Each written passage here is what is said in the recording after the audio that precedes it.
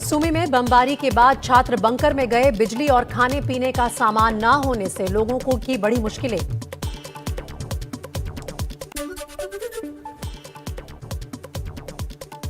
Ukraine के Kyiv शहर पर रूसी फौजें किसी समय भी बड़ा हमला कर सकती हैं। हवाई हमले की आशंका को देखते हुए लोगों से बंकरों में जाने को कहा जा रहा है। थोड़ी थोड़ी देर में खतरे का सायरन बज रहा है।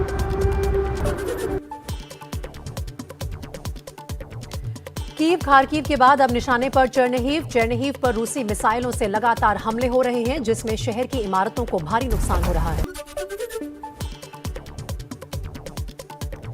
यूक्रेन के खेरसोन शहर पर रूसी फौजों ने सबसे पहले हमला किया था। वहां से आए एक वीडियो में दिखता है कि रूसी काफिले को वहां के निहत्थे लोग रोक देते हैं। एक रूसी सैनिक बंदूक लेकर उतरता है, फिर भी लोग हिलते नहीं और वापस जाने के नारे लगाते हैं। खार्किव पर रूस ने फिर किया हमला। कहा जा रहा है कि निशाना लगाकर मिलिट्री यूनिट को तबाह किया गया है। कीव के पास बुचा में रूसी फौजों ने सिविलियंस पर हमला किया है। खबर है कि रूसी फोर्सेस ने सिविलियंस की एक कार पर अंधाधुंध फायरिंग की है।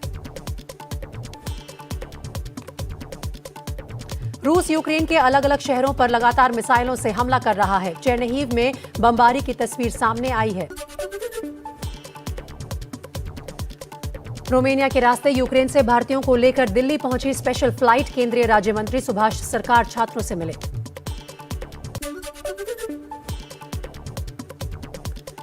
यूक्रेन में मेडिकल की पढ़ाई छोड़कर भारत लौट रहे छात्रों में जिन छात्रों की इंटर्नशिप अधूरी रह गई है, वो भारत में पूरी कर पाएंगे। शर्त सिर्फ ये होगी कि उन्हें परीक्षा पास करनी होगी। यूक्रेन से घर लौटी हिमाचल के हमीरपुर की छात्रा अंकिता। घर वालों ने सरकार को कहा शुक्रिया। पीएम फंड में दिए 32,000 रुपए।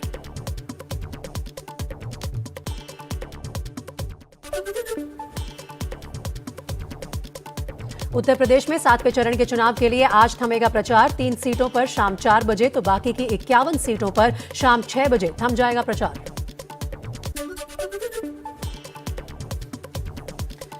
यूपी चुनाव के 7वें चरण में 9 जिलों की 54 विधानसभा सीटों पर सोमवार को होगा मतदान। 10 मार्च को आएंगे नतीजे।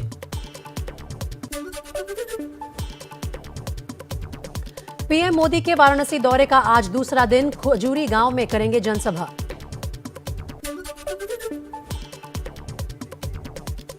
समाजवादी पार्टी अध्यक्ष अखिलेश यादव की आज आजमगढ़, मिर्जापुर और जौनपुर में चुनावी रैलियां। पार्टी कार्यकर्ताओं से भी करेंगे चुनावी चर्चा।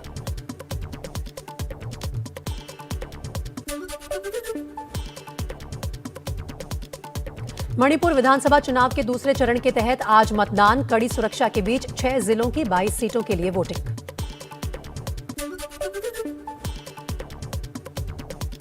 मणिपुर के 12 मतदान केंद्रों पर आज दोबारा वोटिंग। 5 विधानसभा सीटों पर 28 फरवरी को हुआ था मतदान। 10 मार्च को आएंगे नतीजे।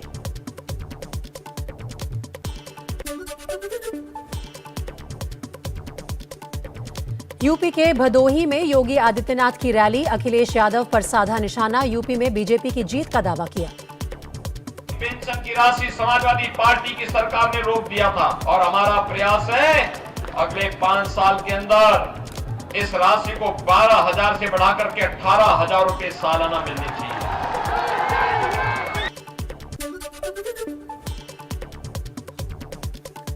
यूपी के जौनपुर में गृह मंत्री अमित शाह का रोड शो। बीजेपी प्रत्याशी केपी सिंह के लिए मांगे वोट।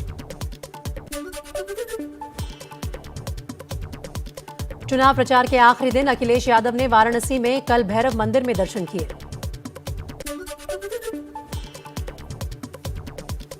यूपी की मिर्जापुर सीट से कांग्रेस उम्मीदवार भगवान दत्त पाठक ने प्रचार से पहले मां विंध्यवासिनी के दर्शन किए। दर्शनों के बाद किया जीत का दावा। कहा बीजेपी समाजवादी पार्टी से ऊब चुके हैं लोग। पीएम मोदी अचानक वाराणसी के कैंट स्टेशन पहुंचे, जहां उन्होंने लोगों से मुलाकात की। पीएम मोदी से मिलने के लिए लोगों की जुटी भारी भीड़। एबीपी न्यूज आपको रखे आगे।